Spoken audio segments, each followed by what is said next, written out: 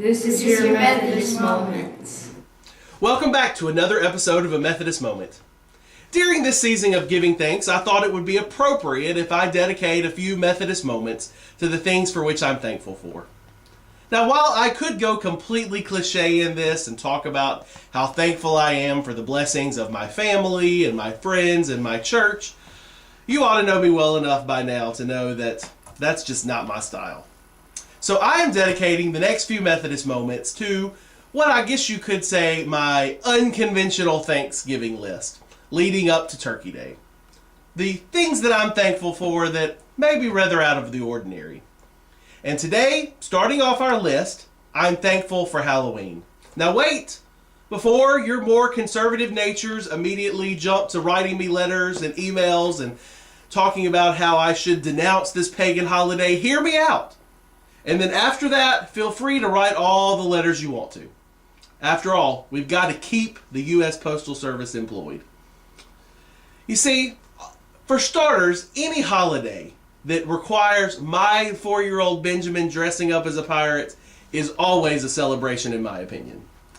But the main reason I enjoy Halloween is because even with its sordid past, I enjoy our annual community trunk or treat. Now, for those of you who've spent some time under boulders and don't recognize this term, it's exactly what it sounds like.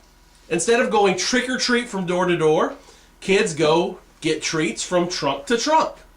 For the past 7 years, our church has celebrated Halloween in this special way. And every year, it gets bigger and bigger. What started on our church property 7 years ago, then moved to the streets and had some other churches join us. And now it is a full-fledged, year-long planning that goes on with our church and our co-sponsors, the Baptist up the street, for what is undoubtedly one of the biggest events in town.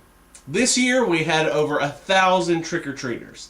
And considering the size of our small town in Mississippi, that's saying something. And while we have caught our share of flack from those who should cry shame upon us, we have found it's actually a great ministry. Well, even if it is a little unorthodox.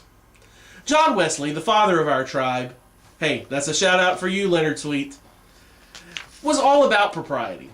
Until he met this insane, some might say pagan, practice of field preaching. In his journal, Wesley writes, "I could scarcely reconcile myself at first to this strange way of preaching in the fields.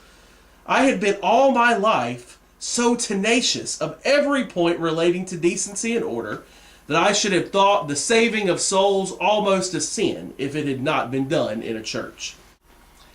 But after witnessing such an amazing movement of God's Spirit, you know what the next entry in his journal is? Yep, Wesley preaching in the field himself. He says this, 'At 4 PM I submitted to be more vile, and proclaimed in the highways the glad tidings of salvation, speaking from a little eminence in a ground adjoining to the city, to about 3,000 people.'" Wesley knew that sometimes we had to let go of tradition, and I might even say let go of some of our safety, to reach those who need us the most. For that very first sermon in the field, Wesley purposely chose Isaiah 61, verses 1 through 3. "The Spirit of the Sovereign Lord is on me, because the Lord has anointed me to proclaim good news to the poor.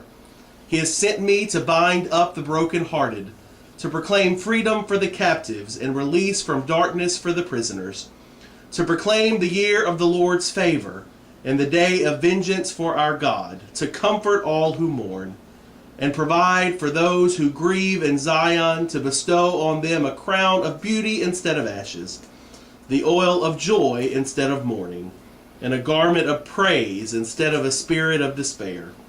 They will be called oaks of righteousness, a planting of the Lord, for the display of his splendor." If we're going to be God's people, people who are called to proclaim good news to the poor and to the despairing and to those who find themselves trapped in the circumstances of life, then we can't just wait and expect them to find us in our stained glass palaces. But we have to go find them. We have to do as Wesley did, or even more importantly, as Jesus himself did. We have to go love people where they are and just as they are. Even if it means we have to get a little more vile, or perhaps some might say pagan, in order to accomplish it. So today I am thankful for Halloween and how God's love and the faithfulness of his followers can redeem even a controversial holiday. Well, thanks for joining us. Check back with us next week for another Methodist moment. It might just change your week. And we really do appreciate having fans, so please subscribe. Be blessed.